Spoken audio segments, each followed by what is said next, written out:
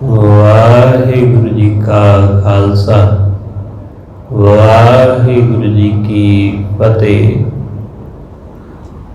परम सन्मानयोग सतगुरां दे हजूर जो मिल बैठे रब रूप गुरमुख सत्संगी जन,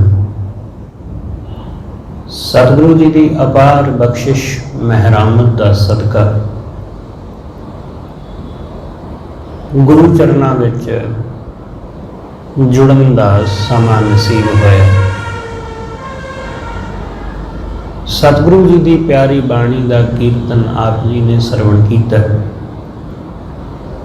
सतगुरु जी के दर जुड़ के वाहिगुरु नाल जुड़न का निमाणा जिहा यतन कर रहे हैं। सतगुरु रहमत करके समझाते हैं, अज का यह पावन बचन कबीर साहब जी ने सानू बख्शिया। ये बचन गौड़ी राग विच 326 अंग उपर दर्ज है। कबीर साहब समझाते हैं कि जिस शरीर अते जिस धन का पैसे का बंदा इन्ना हंकार करता है, मान करता है, वो पैसा अते ये शरीर ये बंदे दे नाल निभदे नहीं। अखीर कबीर साहब कहते इस तन धन की कवन वडाई, इस शरीर अते धन की की वडियाई है भाई। इस धन की की शोभा है, इस शरीर की की वडियाई है। धरन पर है और वार ना जाई। ये धन धरती ते धरन पर है, पिया ही रह जाता है। फिर ये शरीर भी पिया रह जाता है ते धन भी पिया रह जाता है, और वार ना जाई। उत्थे नाल नहीं जाता, उस पार नहीं जाता। उस पार संसार दे नदी दे इस किनारे तक ते ठीक है, पर उस किनारे दूसरे पासे नहीं जाता है, नाल नहीं निभदा। ना ये शरीर नाल निभदा है ते ना शरीर नाल संबंधित चीज़ां। पैसा भी शरीर नाल संबंधित एक चीज़ है बस, होर इस तो वध के होर कुछ नहीं है। वो भी बंदे ने मन्निया होया है कि इहदी कोई कीमत है, क्योंकि साडियां मनौतां ने, असीं अपनियां मन मनौतां दे हिसाब नाल जीवन जिउंदे हां। कदे समा सी लोक तांबे दे सिक्के उहनूं करंसी मनदे सन, कदे समा सी लोक पित्तल दे सिक्किआं नूं करंसी मनदे सन। समा अपने हिसाब नाल बदलदा रहिंदा है। कदे लोग पत्थरां दे भी सिक्के इस्तेमाल करते रहे ने, उन्होंने करंसी मनते रहे ने। गल तो सिर्फ मनण दी है। लोग कौडियां नूं भी करंसी के रूप में इस्तेमाल करते रहे ने। फिर समा बदलिया तां ये सिक्के पित्तल तांबे तो बदल के ये सिक्के फिर चांदी ते आ गए, चांदी सोने दे सिक्के। फिर समा बदलिया, ये सिक्के मिलते तो चांदी दे सोने दे सिक्के अज भी ने, पर करंसी दे रूप में अज कागज़ का टुकड़ा उहदा इस्तेमाल होंदा है। अज कागज़ का एक टुकड़ा उहदी वैल्यू कितनी है, ये बंदे ने मन्निया होया कि इस कागज़ के टुकड़े की कीमत 10 रुपए, यदी 20 रुपए, यदी 50, यदी 100, यदी 200, यदी 500, यदी 2000 या 1000। मन लिया बस कि यदी कीमत इन्नी है। बस साडी मनावत है, जिन्हों असी मन लिया कि यदी कोई कीमत नहीं, वो 500 1000 का नोट बेकार हो गया साडे लिए, क्योंकि उसकी हुण कोई कीमत नहीं रही। इसे तरह ही साडा समुच्चा जीवन है, ये मन मनौतां दे आधार ते जिउंदा है। असी मन के चलते हैं बस, होर कुछ भी नहीं है साडे कोल। इन्हां मन मनौतां तो बिना। कबीर साहब आखदे ने, कबीर साहब कहंदे ये तन अते ये धन, ये दोनों चीज़ां बड़ियां इंपॉर्टेंट ने, क्योंकि शरीर सही सलामत है तो पैसा है बंदे कोल, तो बस फिर नहीं बंदा किसी को कुछ समझदा, क्योंकि एक शरीर तो दूसरा पैसा, ये दोनों चीज़ों की बड़ी अहमियत है। तो बंदा सारी जिंदगी इस पैसे मगर भजदा है, सारी जिंदगी साडी दौड़ पैसे के मगर ही रहिंदी है। बंदा शरीर नूं बीमार कर लैंदा है पैसे की खातर, पूरा शरीर दा जोर ला दिंदा है कि पैसा वध तो वध हासिल कर सके, डबल डबल शिफ्टां विच काम करदा है। लोग 18-18 घंटे भी काम करते देखे गए ने लगातार बिना रुकिया, क्यों? सिर्फ पैसे की खातर। बंदा इस तरह बिना आराम कीतिया, बिना अपना सुख आराम देखिया पैसा जोड़दा है, तो जदों ये शरीर बीमार हो जाता है, रोगी हो जाता है, तदों फिर यही बंदा वो सारा पैसा इस शरीर नूं बचाउण दे उत्ते लाउंदा है। पहला शरीर दा जोर ला के पैसा कमाउंदा है, फिर शरीर नूं बचाउण दी खातर सारा पैसा लाउंदा है। अखीर विच बहुत दफा ऐसा हुंदा है, बहुत लोकां नाल ऐसा होया कि ना पैसा बचिया ते ना शरीर। लोग अक्सर एक कहंदे देखे गए ने कि इन्ना खर्चा भी किया पर साडा बंदा बचिया फिर भी नहीं, क्योंकि दोनों गल्लां दा दुख है। हुण दोनों गल्लां दा जे दोनों चों एक बच जाती तो गल सी। लोग हुण कि पैसा भी गया तो आदमी भी गया, आदमी दे जाण दा तो दुख है ही है, पैसा भी चला गया, इस गल का भी दुख है, इस गल का भी सोग है। लोग अक्सर कहते, लोग आखणगे जी 30 लाख रुपया लग गया, इन्ना टाइम बंदा हॉस्पिटल च रहा पर फिर भी बच नहीं सकिया। दोनों गल्लां दा दुख है, उस आदमी दे जाण दा भी दुख है तो पैसे दे लगण दा भी दुख है, पैसे का भी दुख है। हाँ, जे पैसा इन्ना ज्यादा ना खर्चा जाता तो पैसे का कोई दुख नहीं सी होना कि चलो पैसा तो मगर है बच गया, आदमी नहीं बचिया चलो ओदी कमाई, ओदे गां बच्चे, ओदी पत्नी वो वरत लैणगे। इसलिए सतगुरु कहते इस तन अते धन की की वडियाई है।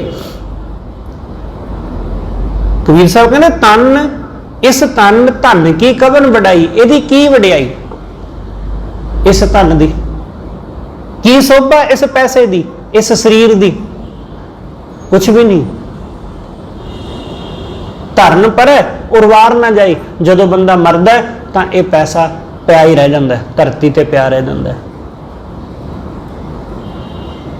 सोने चांदी की कीमत उन्नी देर तक ही है जिन्नी देर तक बंदा जिउंदा है। जिवें ही आदमी मर गया तो उहदे गल विच पाया होया सोने का कोई हार, सोने की चैन, सोने का कैंठा, हथ विच पहनिया सोने का कड़ा, उहदी कोई कीमत नहीं रह जाती।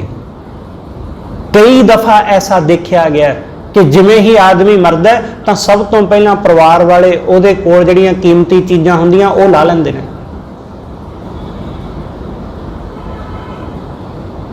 कि सस मर गई है तो नौहां अते धीआं विच इस गल तो लड़ाई हो पई कि सस दियां जां उस मां दियां वालियां किने ला लियां, उहदे हत्थ विच जिहड़ियां चूड़ियां सन सोने दियां वो किने ला लियां। कई बारी ऐसा होया, एक थां ऐसा होया कि झगड़ा हो गया, लाश सामने पई है तो नौहां ते धीआं लड़ पईयां आपस विच, क्योंकि पता ही नहीं लग्या कि बालियां ते चूड़ियां कौन सोने दियां ला के लै गया। शरीर का किसी को पता नहीं, लाश की कोई परवाह ही नहीं कर रहा। जो आदमी मर गया उसकी कोई परवाह नहीं, इस गल की परवाह है कि सोने का कड़ा सीगा प्यो के हथ में, किहड़े पुत ने ला लिया। इस तन धन की इन्नी की वडियाई है, बस यदि इन्नी की शोभा है, होर इस तो बढ़ के कुछ भी नहीं। इसलिए सतगुरु समझाते कि भाई ये नाल नहीं निभदा, उस पार नहीं जाता, उस पार ये शरीर भी नहीं जाता ते पैसा भी नहीं जाता, दोनों ही छुट जाते हैं। सतगुरु कहते जो तन उपजया संग ही सो पी संग ना हुआ, कि जिहड़ा ये शरीर साडे नाल जन्मिया, जदों असीं मरदे हां तां शरीर भी नाल नहीं निभदा, ये इत्थे रह जाता।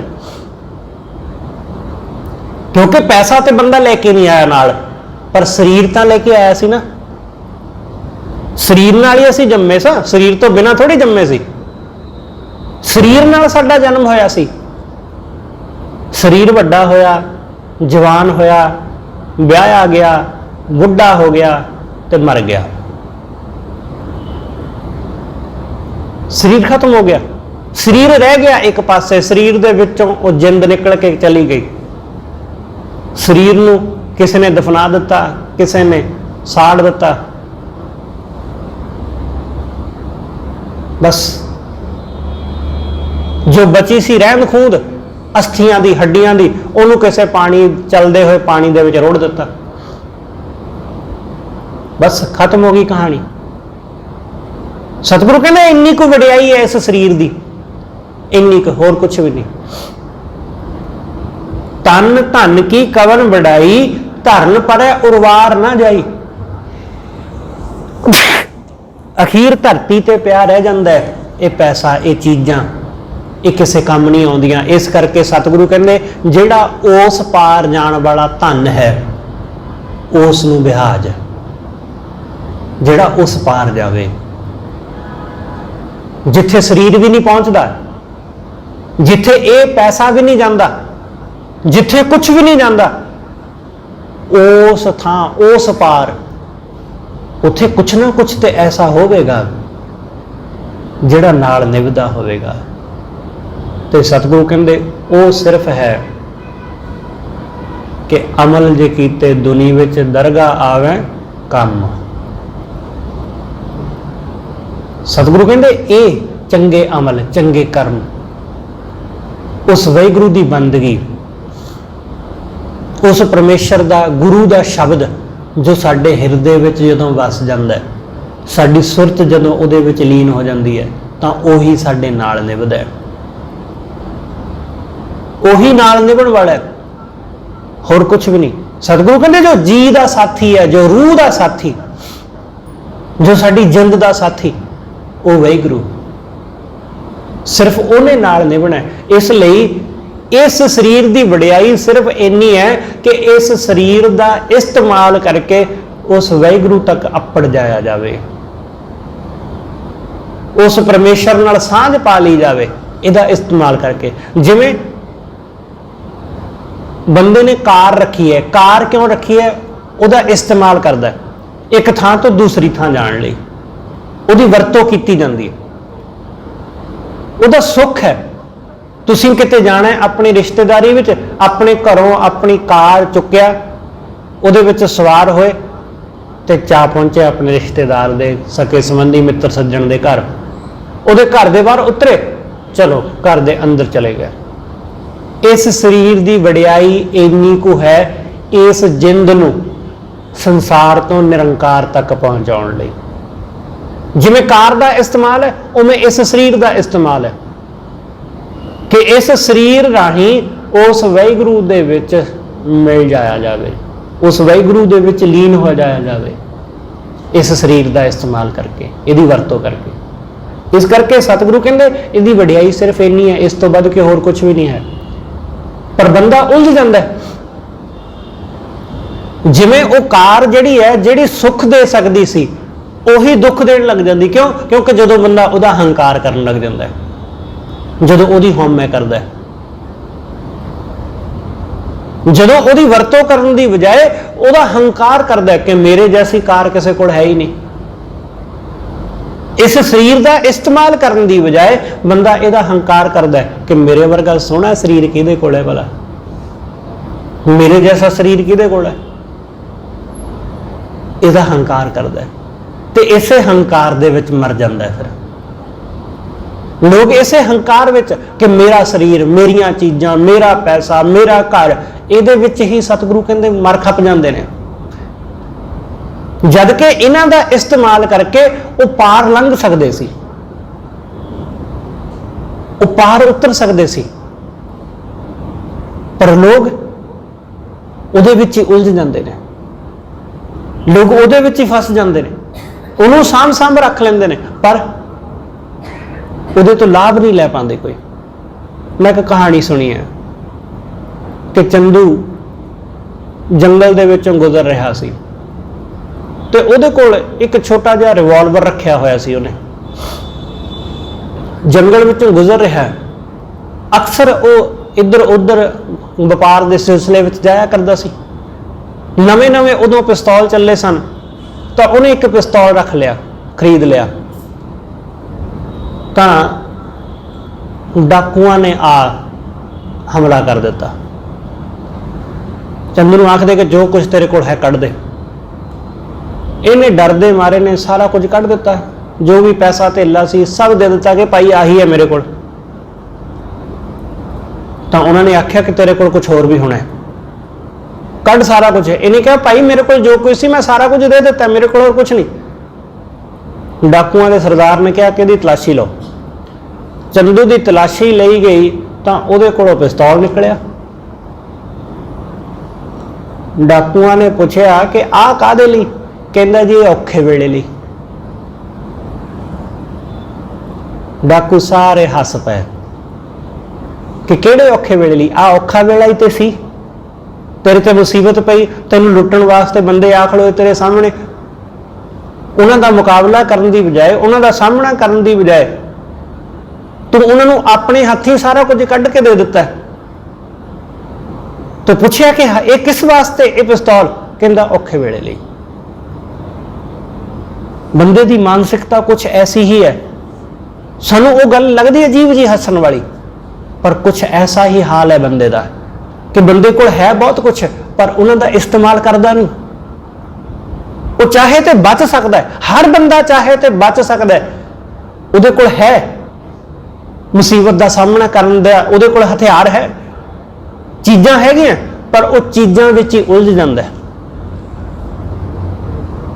ਉਹ ਚੀਜ਼ਾਂ ਵਿੱਚ ਹੀ ਫਸ ਜਾਂਦਾ ਹੈ, ਉਹ ਉਸ ਨੂੰ ਸਾਂਭ ਕੇ ਰੱਖਦਾ ਹੈ। ਉਹਦਾ ਇਸਤੇਮਾਲ ਕਰਕੇ ਉਹ ਆਪਣੇ ਆਪ ਨੂੰ ਲੁੱਟਣੋਂ ਬਚਾ ਸਕਦਾ ਹੈ ਕਿ ਉਹਨੂੰ ਕੋਈ ਠੱਗ ਨਾ ਸਕੇ, ਉਹ ਠੱਗਣ ਤੋਂ ਬਚਾ ਸਕਦਾ ਖੁਦ ਨੂੰ, ਪਰ ਨਹੀਂ। ਲੋਕ ਉਲਝ ਜਾਂਦੇ ਨੇ ਚੀਜ਼ਾਂ ਨੂੰ ਸਾਂਭਣ ਵਿੱਚ, ਲੋਕ ਉਲਝ ਜਾਂਦੇ ਨੇ ਵਿਕਾਰਾਂ ਵਿੱਚ, ਵਾਸ਼ਨਾਵਾਂ ਵਿੱਚ। ਇਸ ਲਈ ਕਬੀਰ ਸਾਹਿਬ ਕਹਿੰਦੇ ਇਹ ਪੈਸਾ, ਇਹ ਸਰੀਰ, ਇਹ ਬੰਦੇ ਨੂੰ ਮੁਕਤੀ ਵਾਲੇ ਪਾਸੇ ਲਿਜਾ ਸਕਦਾ ਹੈ, ਪਰ ਲੋਕ ਇਹਦੇ ਵਿੱਚ ਹੀ ਉਲਝ ਕੇ ਮਰ ਖਪ ਜਾਂਦੇ ਨੇ। ਜਿਵੇਂ ਚੰਦੂ ਦੇ ਕੋਲ ਜਿਹੜਾ ਪਿਸਤੌਲ ਸੀ ਉਹਨੂੰ ਬਚਾ ਸਕਦਾ ਸੀ, ਉਹ ਚੋਰੀ ਤੋਂ ਬਚ ਸਕਦਾ ਸੀ, ਪਰ ਨਹੀਂ, ਉਹਦਾ ਦਿਮਾਗ ਹੀ ਨਹੀਂ ਕੰਮ ਕੀਤਾ, ਕਿਉਂਕਿ ਮਾਇਆ ਦਾ ਮੋਹ ਹੀ ਕੋਈ ਐਸੀ ਚੀਜ਼ ਹੈ, ਐਸੀ ਸ਼ੈ ਹੈ ਕਿ ਜਿਹਦੇ ਅੱਗੇ ਬੰਦੇ ਦੀ ਬੁੱਧੀ ਕੰਮ ਨਹੀਂ ਕਰਦੀ,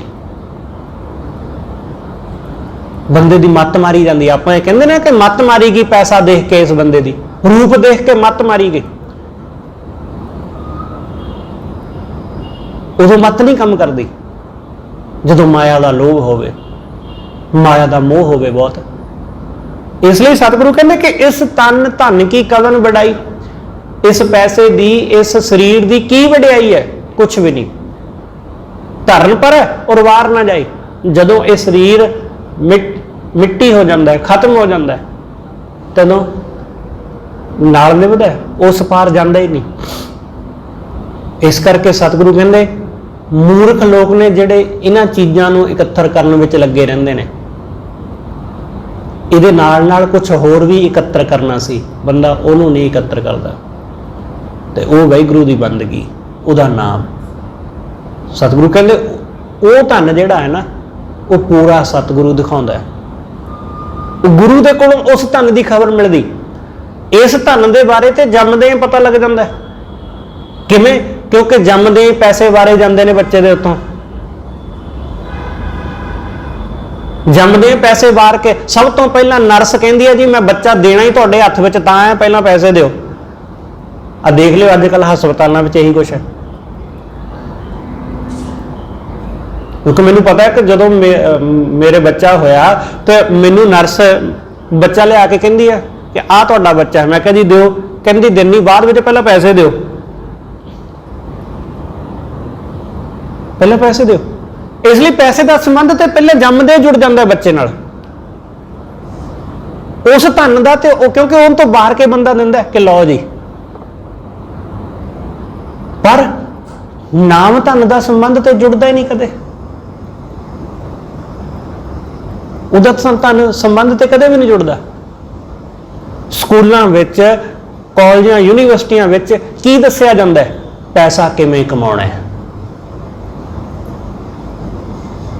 ਪੈਸਾ ਕਿਵੇਂ ਹਾਸਲ ਕਰਨਾ ਹੈ, ਇਹੀ ਕੁਝ ਪੜਾਇਆ ਜਾ ਰਿਹਾ ਹੈ। ਨੈਤਿਕ ਕਦਰਾਂ ਕੀਮਤਾਂ ਜਾਂ ਕਿਵੇਂ ਸੁਚੱਜਾ ਜੀਵਨ ਜੀਵੀਦਾ, ਐਸਾ ਤੇ ਸ਼ਾਇਦ ਹੀ ਕਿਸੇ ਕਾਲਜ ਯੂਨੀਵਰਸਿਟੀ ਵਿੱਚ ਬਚਿਆ ਹੋਵੇ। ਸ਼ਾਇਦ, ਬਹੁਤ ਘੱਟ ਸੰਭਾਵਨਾ ਹੈ। ਸ਼ਾਇਦ ਹੀ ਕੋਈ ਐਸਾ ਟੀਚਰ ਹੋਵੇਗਾ ਜਿਹੜਾ ਕੋਈ ਚੰਗੀਆਂ ਚੀਜ਼ਾਂ ਵੀ ਬੱਚਿਆਂ ਨੂੰ ਸਿਖਾਉਂਦਾ ਹੈ। ਪਰ ਅੱਜ ਕੱਲ੍ਹ ਤੇ ਸਿਰਫ ਪੈਸਾ ਕਿਵੇਂ ਕਮਾਉਣਾ ਹੈ, ਬਿਜ਼ਨਸ ਕਿਵੇਂ ਸਟਾਰਟ ਕਰਨਾ ਹੈ, ਬਸ ਇਹੀ ਕੁਝ ਚੱਲ ਰਿਹਾ ਹੈ। ਇਹੀ ਕੁਝ ਚੱਲ ਰਿਹਾ ਕਿ ਕਿਹੜੀ ਫੀਲਡ ਵਿੱਚ ਪੈਸਾ ਹੈ, ਡਾਕਟਰੀ ਵਿੱਚ ਹੈ, ਇੰਜੀਨੀਅਰਿੰਗ ਵਿੱਚ ਹੈ, ਜਾਂ ਕਿਸੇ ਹੋਰ ਦੇ ਵਿੱਚ ਹੈ। ਬਸ ਪੈਸਾ ਕਮਾਉਣ ਦੀ ਹੀ ਇੱਕੋ ਇੱਕ ਉਤਸੁਕਤਾ ਹੈ, ਹੋਰ ਕੁਝ ਨਹੀਂ। ਇਸ ਲਈ ਪੈਸੇ ਦੇ ਸੰਬੰਧ ਵਿੱਚ ਤਾਂ ਹਰ ਥਾਂ ਤੋਂ ਤੁਹਾਨੂੰ ਜਾਣਕਾਰੀ ਮਿਲ ਜਾਂਦੀ ਹੈ, ਪਰ ਨਾਮ ਧਨ, ਨਾਮ ਦੀ ਜਿਹੜੀ ਦੌਲਤ ਹੈ, ਉਹਦਾ ਸਿਵਾਏ ਗੁਰੂ ਤੋਂ ਕਿਤੇ ਹੋਰੋਂ ਪਤਾ ਨਹੀਂ ਚੱਲਦਾ ਹੈ। ਉਹਦਾ ਕਿਤੇ ਵੀ ਹੋਰ ਪਤਾ ਨਹੀਂ ਚੱਲਦਾ, ਗੁਰੂ ਦੱਸਦਾ।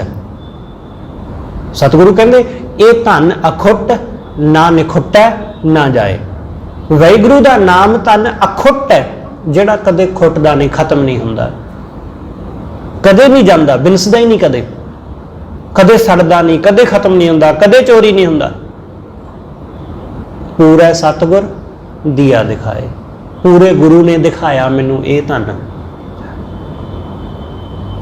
ਪੂਰੇ ਸਤਿਗੁਰੂ ਨੇ ਇਹ ਧਨ ਵਿਖਾਇਆ। ਇਸ ਲਈ ਗੁਰੂ ਕੋਲ ਆ ਕੇ ਇਸ ਧਨ ਨੂੰ ਮੰਗਣ ਦੀ ਬਜਾਏ ਉਸ ਨਾਮ ਧਨ ਨੂੰ ਮੰਗਣਾ, ਕਿਉਂਕਿ ਇਹ ਤੇ ਦੇਰ ਸਵੇਰ ਮਿਲ ਹੀ ਜਾਵੇਗਾ। ਇਹ ਚੀਜ਼ਾਂ ਤੇ ਦੇਰ ਸਵੇਰ ਮਿਲ ਹੀ ਜਾਣਗੀਆਂ, ਪਰ ਇਸ ਗੱਲ ਦੀ ਕੋਈ ਗਾਰੰਟੀ ਨਹੀਂ ਹੈ ਕਿ ਵਾਹਿਗੁਰੂ ਦਾ ਨਾਮ ਰੂਪੀ ਧਨ ਵੀ ਮਿਲੇਗਾ ਹੀ ਮਿਲੇਗਾ। ਇਸ ਗੱਲ ਦੀ ਕੋਈ ਗਾਰੰਟੀ ਨਹੀਂ। ਹਰ ਬੰਦਾ ਛੋਟਾ ਮੋਟਾ ਘਰ ਆਪਣੇ ਜੀਵਨ ਦੇ ਵਿੱਚ ਬਣਾ ਹੀ ਲੈਂਦਾ, ਬਹੁਤ ਵੱਡਾ ਨਹੀਂ, ਛੋਟਾ ਮੋਟਾ ਤੇ ਹਾਸਲ ਕਰ ਹੀ ਲੈਂਦਾ। ਬਹੁਤ ਵੱਡੀ ਪੋਜੀਸ਼ਨ ਹਾਸਲ ਨਾ ਕਰ ਸਕੇ, ਛੋਟੀ ਮੋਟੀ ਤੇ ਕਰ ਹੀ ਲੈਂਦਾ। ਬਹੁਤ ਪੈਸਾ ਨਾ ਜੋੜ ਸਕੇ, ਥੋੜਾ ਬਹੁਤ ਤੇ ਜੋੜ ਹੀ ਲੈਂਦਾ। ਕਰੋੜਾਂ ਨਾ ਜੋੜ ਸਕੇ, ਕੁਝ ਕੁ ਲੱਖ ਤੇ ਜੋੜ ਹੀ ਲਵੇਗਾ, ਕਿਉਂਕਿ ਕਰੋੜਾਂ ਜੋੜਨ ਦੀ ਹਰ ਬੰਦੇ ਦੀ ਹਿੰਮਤ ਨਹੀਂ। ਚਲੋ ਕੁਛ ਕੁ ਲੱਖ ਤੇ ਜੋੜੇਗਾ ਹੀ ਨਾ, 2 4 5 ਲੱਖ 10 ਲੱਖ ਇੰਨਾ ਕਿਤੇ ਕਰੇਗਾ ਹੀ ਹਿੰਮਤ ਕਰਕੇ ਕਿਸੇ ਤਰ੍ਹਾਂ, ਸਿੱਧੇ ਅਸਿੱਧੇ ਤਰੀਕੇ ਨਾਲ। ਪਰ ਨਾਮ ਧਨ ਜੋੜੇਗਾ, ਇਸ ਗੱਲ ਦੀ ਕੋਈ ਸੰਭਾਵਨਾ ਨਹੀਂ ਹੈ। ਇੱਧਰ ਨੂੰ ਉਹਦੀ ਉਤਸੁਕਤਾ ਵੀ ਪੈਦਾ ਹੋਵੇਗੀ ਜਾਂ ਨਹੀਂ, ਇਹ ਵੀ ਦਾਅਵੇ ਨਾਲ ਨਹੀਂ ਕਿਹਾ ਜਾ ਸਕਦਾ। ਹੋ ਸਕਦਾ ਕਿ ਪਤਾ ਹੀ ਨਾ ਲੱਗੇ, ਸਾਰੀ ਜ਼ਿੰਦਗੀ ਐਵੇਂ ਹੀ ਜੀਵਨ ਗੁਜ਼ਰ ਜਾਵੇ, ਤੇ ਬਹੁਤਿਆਂ ਦਾ ਜੀਵਨ ਤੇ ਐਵੇਂ ਹੀ ਗੁਜ਼ਰਦਾ ਹੈ।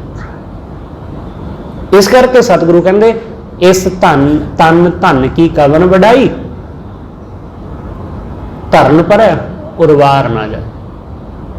ਕਿ ਇੱਥੇ ਧਰਤੀ ਤੇ ਪਿਆਰ ਰਹਿ ਜਾਂਦਾ, ਅਗਲੇ ਪਾਸੇ ਉਸ ਪਾਰ ਨਹੀਂ ਜਾਂਦਾ। ਇਹ ਧਨ ਜਿੱਥੇ ਰੂਹ ਜਾਂਦੀ ਹੈ ਉੱਥੇ ਨਹੀਂ ਜਾਂਦਾ, ਰੂਹ ਦੇ ਨਾਲ ਕੁਝ ਵੀ ਨਹੀਂ ਨਿਭਦਾ, ਕੁਝ ਵੀ ਨਹੀਂ, ਸਭ ਰਹਿ ਜਾਂਦਾ ਖਾਲੀ।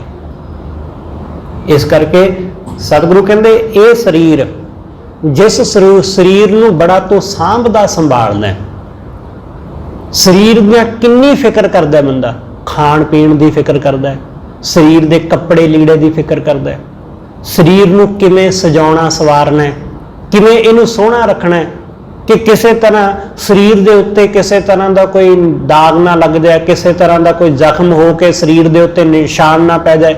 ਇਸ ਤਰ੍ਹਾਂ ਦੀਆਂ 100 ਤਰ੍ਹਾਂ ਦੀਆਂ ਫਿਕਰਾਂ ਕਰਦਾ ਬੰਦਾ, ਕਈ ਤਰ੍ਹਾਂ ਦੀਆਂ, ਕਿ ਛਾਈਆਂ ਨਾ ਪੈਣ ਚਿਹਰੇ ਦੇ ਉੱਤੇ, ਕਿ ਇਹ ਮੁਰਝਾ ਨਾ ਜਾਵੇ, ਢਲ ਨਾ ਜਾਵੇ ਸਕਿਨ, ਇਹਦੇ ਲਈ ਪਤਾ ਨਹੀਂ ਕਿੰਨੇ ਕੁ ਪਖੰਡ ਕਰਦਾ ਹੈ। ਕਈ ਤਰ੍ਹਾਂ ਦੀਆਂ ਸਰਜਰੀਆਂ, ਕਈ ਤਰ੍ਹਾਂ ਦੇ ਮੇਕਓਵਰ, ਬੜਾ ਕੁਝ ਚੱਲਦਾ ਹੈ। ਸਤਿਗੁਰੂ ਕਹਿੰਦੇ ਇਸ ਤਨ ਨਾਲ ਹੁੰਦਾ ਕੀ? ਚੋਆ ਚੰਦਨ ਮਰਦਨ ਅੰਗਾ। ਇਹ ਸਰੀਰ, ਜਿਸ ਸਰੀਰ ਨੂੰ ਸੰਭਾਲਣ ਦੇ ਲਈ ਕਈ ਕੁਝ ਕਰਦਾ ਹੈ। ਚੋਆ ਚੰਦਨ ਮਰਦਨ ਅੰਗਾ, ਮਰਦਨ ਮਤਲਬ ਸਰੀਰ ਦੇ ਅੰਗਾਂ ਦੇ ਉੱਤੇ ਮਲਦਾ। ਕੀ ਮਲਦਾ? ਚੰਦਨ, ਅਤਰ। ਅੱਜ ਦੀ ਭਾਸ਼ਾ ਵਿੱਚ ਸੌਖਾ ਸਮਝੋਗੇ ਕਿ ਫੇਸ਼ੀਅਲ, ਕਿ ਕਈ ਥਾਈਂ ਹੁੰਦਾ ਕਿ ਫਰੂਟ ਫੇਸ਼ੀਅਲ, ਗੋਲਡ ਫੇਸ਼ੀਅਲ, ਬੜਾ ਕੁਝ ਚੱਲਦਾ ਹੈ। ਉਹੀ ਇੱਥੇ ਗੱਲ ਕਬੀਰ ਸਾਹਿਬ ਕਹਿੰਦੇ ਸਰੀਰ ਦੇ ਉੱਤੇ ਕਈ ਤਰ੍ਹਾਂ ਦੇ ਅਤਰ, ਕਈ ਤਰ੍ਹਾਂ ਦੀਆਂ ਚੀਜ਼ਾਂ ਮਲਦਾ ਤਾਂ ਕਿ ਸਰੀਰ ਸੋਹਣਾ ਲੱਗੇ, ਸਰੀਰ ਦੇ ਉੱਤੇ, ਚਿਹਰੇ ਦੇ ਉੱਤੇ ਗਲੋ ਆਵੇ। ਬੜਾ ਕੁਝ ਕਰਦਾ ਆਪਣੇ ਸਰੀਰ ਦੇ ਵਾਸਤੇ, ਹੱਥਾਂ ਪੈਰਾਂ ਨੂੰ ਚਮਕਾਉਣ ਦੇ ਲਈ ਬੜੇ ਪਖੰਡ ਕਰਦਾ। ਪਰ ਇਹ ਇਸ ਗੱਲ ਦਾ ਚੇਤਾ ਭੁਲਾ ਦਿੰਦਾ ਕਿ ਸੋ ਤਨ ਜੜੈ ਕਾਠ ਕੈ ਸੰਗਾ, ਕਿ ਇਹ ਸਰੀਰ ਜਿਹਨੂੰ ਸੰਭਾਲਦਾ, ਜਿਹਨੂੰ ਇੰਨਾ ਸੋਹਣਾ ਬਣਾਉਣ ਦੀ ਕੋਸ਼ਿਸ਼ ਕਰਦਾ, ਇਹ ਸਰੀਰ ਲੱਕੜਾਂ ਦੇ ਨਾਲ ਸੜ ਕੇ ਸਵਾਹ ਹੋ ਜਾਂਦਾ। ਇਹ ਸਰੀਰ ਸੜ ਕੇ ਸਵਾਹ ਹੋ ਜਾਂਦਾ। ਜਿਹਨੂੰ ਇੰਨਾ ਸਜਾਉਂਦਾ ਸਵਾਰਦਾ, ਜਿਹਦੀ ਇੰਨੀ ਜ਼ਿਆਦਾ ਫਿਕਰ ਕਰਦਾ, ਜਿਹਦੇ ਖਾਣ ਪੀਣ ਦਾ ਬੜਾ ਧਿਆਨ ਰੱਖਦਾ ਕਿ ਲੋੜ ਤੋਂ ਵੱਧ ਜਰਾ ਜਿਹਾ ਨਹੀਂ। ਲੋਕ ਅੱਜ ਕੱਲ੍ਹ ਤੇ ਐਸਾ ਹੈ, ਲੋਕ ਕੈਲਰੀਜ਼ ਦੇਖਦੇ ਨੇ ਕਿ ਕਿਹੜੇ ਖਾਣੇ 'ਚ ਕਿੰਨੀ ਜ਼ਿਆਦਾ ਕੈਲਰੀ, ਕਿ ਹਾਂ ਇੱਕ ਦਿਨ ਦੇ ਵਿੱਚ 200 ਕੈਲਰੀ ਜਾਂ 250 ਕੈਲਰੀਜ਼ ਹੀ ਲੈਣੀਆਂ ਨੇ, ਬਸ ਇਸ ਤੋਂ ਵੱਧ ਨਹੀਂ।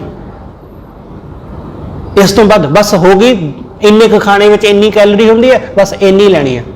ਲੋਕ ਸਰੀਰ ਦਾ ਇੰਨਾ ਜ਼ਿਆਦਾ ਧਿਆਨ ਰੱਖਦੇ ਨੇ ਕਿ ਮੋਟਾਪਾ ਨਾ ਆ ਜਾਏ, ਕਿਉਂਕਿ ਮੋਟਾਪਾ ਆ ਗਿਆ ਤੇ ਮੋਟਾਪੇ ਦੇ ਨਾਲ ਸੁੰਦਰਤਾ ਚਲੀ ਜਾਣੀ, ਖੂਬਸੂਰਤੀ ਚਲੀ ਜਾਏਗੀ ਮੋਟਾਪਾ ਆ ਗਿਆ ਤਾਂ।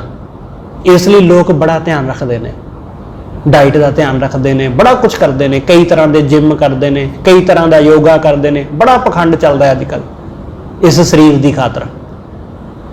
ਸਤਿਗੁਰੂ ਕਹਿੰਦੇ ਇਹ ਤਨ ਜਿਹਨੂੰ ਇੰਨਾ ਸੰਭਾਲਦਾ ਨਾ, ਇਸ ਤਨ ਨੇ ਲੱਕੜਾਂ ਦੇ ਨਾਲ ਸੜ ਕੇ ਸਵਾਹ ਹੋ ਜਾਣਾ। ਸੋ ਤਨ ਜੜੈ ਕਾਠ ਕੈ ਸੰਗਾ। ਇਹਦਾ ਮਤਲਬ ਇਹ ਨਹੀਂ ਹੈ ਕਿ ਇਸ ਸਰੀਰ ਦੀ ਕੇਅਰ ਨਹੀਂ ਕਰਨੀ ਚਾਹੀਦੀ। ਸਤਿਗੁਰੂ ਕਹਿੰਦੇ ਇਸ ਸਰੀਰ ਦੀ ਕੇਅਰ ਕਰ, ਪਰ ਕਿਸ ਖਾਤਰ? ਕਹਿੰਦੇ ਸਤਿਗੁਰੂ ਕਹਿੰਦੇ ਨਾਨਕ ਸੋ ਪ੍ਰਭ ਸਿਮਰਿਐ ਤਿਸ ਦੇਹੀ ਕੋ ਪਾਲ, ਕਿ ਇਸ ਦੇਹੀ ਨੂੰ ਪਾਲ, ਇਹਦੀ ਦੇਖ ਕਰ, ਇਹਦੀ ਦੇਖ ਰੇਖ ਕਰ। ਪਰ ਇਸ ਕਰਕੇ ਕਿਉਂਕਿ ਇਸ ਦੇਹੀ ਨਾਲ ਉਸ ਪ੍ਰਮਾਤਮਾ ਦੇ ਦਰ ਤੇ ਪ੍ਰਵਾਨ ਹੋਈਦਾ, ਇਸ ਦੇਹੀ ਨਾਲ ਸੇਵਾ ਕੀਤੀ ਜਾਣੀ ਹੈ, ਇਸ ਦੇਹੀ ਨਾਲ ਹੀ ਸਿਮਰਨ ਹੋਣਾ। ਇਸ ਕਰਕੇ ਇਸ ਦੇਹੀ ਨੂੰ ਸੰਭਾਲ, ਇਹਦੀ ਪਾਲਣਾ ਕਰ। ਪਰ ਲੋਕਾਂ ਨੂੰ ਦਿਖਾਉਣ ਲਈ ਜਾਂ ਦੁਨੀਆ ਦੇ ਵਿੱਚ ਆਪਣੇ ਆਪ ਨੂੰ ਸੋਹਣਾ ਬਣ ਕੇ ਵਿਖਾਉਣ ਲਈ, ਸਤਿਗੁਰੂ ਕਹਿੰਦੇ ਇਹਦੇ ਵਿੱਚ ਕੋਈ ਵਡਿਆਈ ਨਹੀਂ ਹੈ, ਇਹਦੇ ਵਿੱਚ ਕੋਈ ਸੋਭਾ ਨਹੀਂ ਹੈ। ਇਸ ਕਰਕੇ ਇਸ ਸਰੀਰ ਨੇ ਸੜ ਮਰਨਾ, ਸਵਾਹ ਹੋ ਜਾਣਾ, ਮਿੱਟੀ ਦੇ ਵਿੱਚ ਮਿੱਟੀ ਹੋ ਜਾਣਾ। ਇਸ ਲਈ ਸਤਿਗੁਰੂ ਕਹਿੰਦੇ ਇਸ ਤਨ ਧਨ ਕੀ ਕਵਨ ਵਡਾਈ, ਧਰਨ ਪਰੈ ਉਰਵਾਰ ਨਾ ਜਾਈ ਰਹਾ। ਰਾਤ ਜੇ ਸੋਵੈ ਦਿਨ ਕਰੈ ਕਾਮ। ਸਤਿਗੁਰੂ ਕਹਿੰਦੇ ਬੰਦਾ ਰਾਤ ਨੂੰ ਸੌਂਦਾ ਤੇ ਦਿਨ ਨੂੰ ਕੰਮ ਕਰਦਾ। ਰਾਤ ਜੇ ਸੋਵੈ ਦਿਨ ਕਰੈ ਕਾਮ, ਇੱਕ ਖਿਨ ਲੈ ਨਾ ਹਰ ਕੋ ਨਾਮ। ਵਾਹਿਗੁਰੂ ਦਾ ਨਾਮ ਇੱਕ ਖਿਨ ਵਾਸਤੇ ਵੀ ਨਹੀਂ ਲੈਂਦਾ, ਸਾਰਾ ਦਿਨ ਕੰਮ ਕਰਦਾ। ਹਨੇਰੇ ਹੋਏ ਸਵੇਰੇ ਚਲਿਆ ਜਾਂਦਾ ਤੇ ਹਨੇਰੇ ਹੋਏ ਰਾਤ ਨੂੰ ਵਾਪਸ ਮੁੜਦਾ, ਆ ਕੇ ਸੌ ਜਾਂਦਾ। ਬਸ ਇਸੇ ਤਰ੍ਹਾਂ ਚੱਲਦਾ, ਇਹ ਸਰਕਲ ਇਸੇ ਤਰ੍ਹਾਂ ਚੱਲਦਾ ਜਾਂਦਾ। ਸਵੇਰੇ ਜਾਂਦਾ, ਸ਼ਾਮ ਨੂੰ ਆਉਂਦਾ, ਸੌਂਦਾ, ਖਾਂਦਾ ਪੀਂਦਾ, ਸੌਂਦਾ ਤੇ ਸਵੇਰੇ ਉੱਠਦਾ ਫਿਰ ਕੰਮ ਤੇ। ਸਤਿਗੁਰੂ ਕਹਿੰਦੇ ਆਹੀ ਕੁਛ ਬੰਦੇ ਦੇ ਕੋਲ, ਕਿ ਜੀਵਨ ਵਾਸਤੇ ਇੱਥੇ ਕੀ ਘੁੰਮੀ ਜਾਂਦਾ, ਇੱਥੇ ਕੀ ਚੱਲੀ ਜਾਂਦਾ। ਰਾਤ ਜੇ ਸੋਵੈ ਦਿਨ ਕਰੇ ਕਾਮ। ਜਿਹੜੇ ਰਾਤ ਨੂੰ ਸੌਂਦੇ ਨੇ, ਦਿਨ ਕੰਮਾਂ ਧੰਦਿਆਂ ਦੇ ਵਿੱਚ ਉਲਝੇ ਰਹਿੰਦੇ ਨੇ, ਇੱਕ ਖਿਨ ਲੈ ਨਾ ਹਰ ਕੋ ਨਾਮ। ਇੱਕ ਖਿਨ ਵਾਸਤੇ ਵੀ ਰੱਬ ਦਾ ਨਾਮ ਨਹੀਂ ਲੈਂਦੇ, ਪਰਮਾਤਮਾ ਨੂੰ ਚੇਤੇ ਨਹੀਂ ਕਰਦੇ, ਵਾਹਿਗੁਰੂ ਨੂੰ ਕਦੇ ਵੀ ਧਿਆਉਂਦੇ ਨਹੀਂ। ਹਾਥ ਤਾਂ ਡੋਰ, ਮੁਖ ਖਾਇਓ ਤੰਬੋਰ। ਸਤਿਗੁਰੂ ਕਹਿੰਦੇ ਜਿਵੇਂ ਸ਼ਿਕਾਰੀ ਕਰਦਾ, ਸ਼ਿਕਾਰੀ ਦੇ ਕੋਲ ਕੁਝ ਸ਼ਿਕਾਰੀ ਕੁੱਤੇ ਵੀ ਹੁੰਦੇ ਨੇ, ਸ਼ਿਕਾਰ ਕਰਨ ਵਾਸਤੇ ਕੁਝ ਹਥਿਆਰ, ਤੇ ਕਈਆਂ ਸ਼ਿਕਾਰੀਆਂ ਦੇ ਕੋਲ ਬਾਜ ਵੀ ਹੁੰਦਾ ਹੈ। शिकार नूं पकड़न वास्ते, शिकार करने लई बाज भी रखते हैं। इत्थे बाज का जिक्र है कि हाथ तां डोर, कि बाज नूं बेशक हत्थ दे उत्ते रखते हैं पर उहदे पैर नूं एक छोटी जी बारीक जी डोरी पाई हुंदी है ताकि वह उड़ ना जाए, वो उड़ ना जाए। जे किसी को तुसी बाज देखो तो जे उन्हें किसी जगह के उत्ते रखिया होया ना तो उहदे पैर नूं जरूर कोई ना कोई बारीक जी संगली या बारीक जी रस्सी जरूर पाई होगी, क्योंकि उड़ जाएगा। सतगुरु कहते हाथ तां डोर, हत्थ दे विच है डोर जिहड़ी उहदे पैर नूं पाई हुई है बाज दे, जिहदे तो शिकार कराउंदा है। मुख खायो तंबोर, ते हत्थ दे उत्ते बाज रखिया, मूंह दे विच तंबोर पान, मूंह दे विच पान। हाथ तडोर मुख खायो तंबोर, मरती बार कस बांधियो चोर। कि हंकार करदा अपने हत्थ दे उत्ते बाज, ओहदा हंकार, जां अपने हत्थ दे विच कोई महंगियां चीज़ां होण ओहदी भी हौमे करदा। बाज दी भी अपने हौमे है, सोने चांदी दी भी अपनी हौमे है। मेरे वर्गा शिकारी कोई नहीं, पान खा के कुर्सी ते बह के सोफे ते लत्तां सीधियां करके ओहदा भी हंकार करदा है, ਉਹਦੇ बैठण के एटीट्यूड में ही हौमे नज़र आती है। सतगुरु कहते अखीर जदों जांदा है ना फिर इस दुनिया तो, मरती बार मरण वेले कस बन्नदे चोर, जिवें चोर नूं बन के लिजाया जाता है ना, ਉਹਦੇ हथ बन ले जाते हैं, फिर उसनूं पकड़ के पुलिस वाले ले जाते। इस तरह इस बंदे की हालत है कि इनू भी मरती बार कस बन्नदे चोर, कस के बन लिया जाता है इसनूं चोर की तरह। जिहनूं सतगुरु कहते चोर की न्याई जमपुर बांधा, कि चोर की तरह इनू भी बन के लै जाया जाता है। चोर की न्याई मरती बार कस बांधो चोर, गुरमत रस रस हर गुण गावे। जिहड़ा गुरु की मत ते चल के वाहिगुरू दे गुणां नूं गाउंदा रस लै लै के, गुरमत रस रस हर गुण गावे। जिहड़ा गुरु दे मत बचन नूं मनदा है, गुरु की गल ते तुरदा है, जो गुरु ने कहा वह करदा है ते उहदे विच रस लैंदा है। ख्याल रखना, जो गुरु करन नूं कहे उहदे विच स्वाद लैना। गुरु ने कहा कि भाई कीर्तन सुन, तो कीर्तन सुनन विच रस लैना। गुरु ने कहा सेवा कर, तो सेवा करन विच रस लैना, आनंद मानना उहदे विच। गुरु ने कहा वाहिगुरू दे गुण गा, उहनूं सिमर, परमेश्वर दा सिमरन कर, तो उन्होंने सिमरन विच आनंद लैना, रस मानना। सतगुरु कहते जदों गुरु की मत ते चल के बंदा वाहिगुरू दे नाम नूं जपदा है ते रस लैंदा है, आनंद नाल गाउंदा है, आनंद नाल। जिवें कि कदे कदे ऐसा हुंदा है, हमेशा नहीं लोग ऐसा करते, कदे कदे कदे कदे आराम रिलैक्स जिहा हो के अपने घर दे विच बैठे होंदे ने। हमेशा नहीं, वैसे तो असीं पूरे तणे होए रहिंदे हां घर विच भी, पर कदे कदे ऐसा हुंदा है कि बंदा रिलैक्स जिहा होया, शांत जिहा होया, चाह पी रहा है, एक एक घुट दा वो मजा लै रहा है, शांत चुपचाप। बस ऐसा ही कुछ कि जदों तुसीं उस वाहिगुरू नूं सिमरो, तां वाहिगुरू दे नाम नूं सिमरदिआं जदों भी उहदा नाम लो तो उहदे नाम दा रस लवो। इसलिए तो कहा जाता है कि शांत हो के बैठ ते फिर सिमरन कर, टिक जा, टिक के, कि जिमें जिमें सिमरे उमें रस लै लै के उहदा शब्द पढ़ो। तुसीं शब्द जरूरी नहीं तुहानूं हारमोनीयम तबला आउंदा है जां नहीं आउंदा, इस गल नाल कोई लेना देना नहीं। शब्द तुहानूं याद होना चाहिए, बस उहनूं गुणगुणाओ, उहदा रस लवो, उहदा आनंद लो, पढ़ो, कोई गल नहीं। इस गल नाल कोई फर्क नहीं पैंदा तुसीं बेसुरे हो जां सुर विच हो, तुहाडी आवाज़ बहुत सोहनी है जां सोहनी नहीं है, भैड़ी है, कुछ भी है, उस गल नाल कोई फर्क नहीं पैंदा। गल है कि तुहानूं रस आउणा चाहिए, शब्द दा आनंद आउणा चाहिए। सतगुरु कहते जदों तुसीं गुरु की मत के उत्ते चल के वाहिगुरू के गुणां नूं गाओगे तो गुण गाउंदे उहदा रस लोगे, आनंद माणोगे, तदों गल बनेगी। गुरमत रस रस हर गुण गावै, रामै राम रमत सुख पावै। सतगुरु कहते फिर उस वाहिगुरू दे विच रम के सुख प्राप्त करीदा।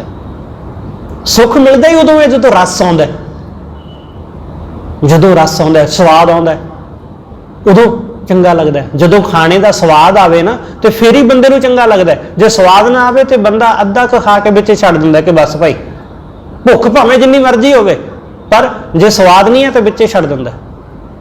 बस ऐसा ही जदों रस आउण लगदा तो फिर उहदे विच रम जांदा बंदा, फिर उहनूं छड्डदा नहीं, फिर छड्डिया नहीं जांदा, फिर धक्के नाल भी जबरदस्ती भी वध तो वध खाना पै जाए बंदा खांदा, क्योंकि रस आ रहा है।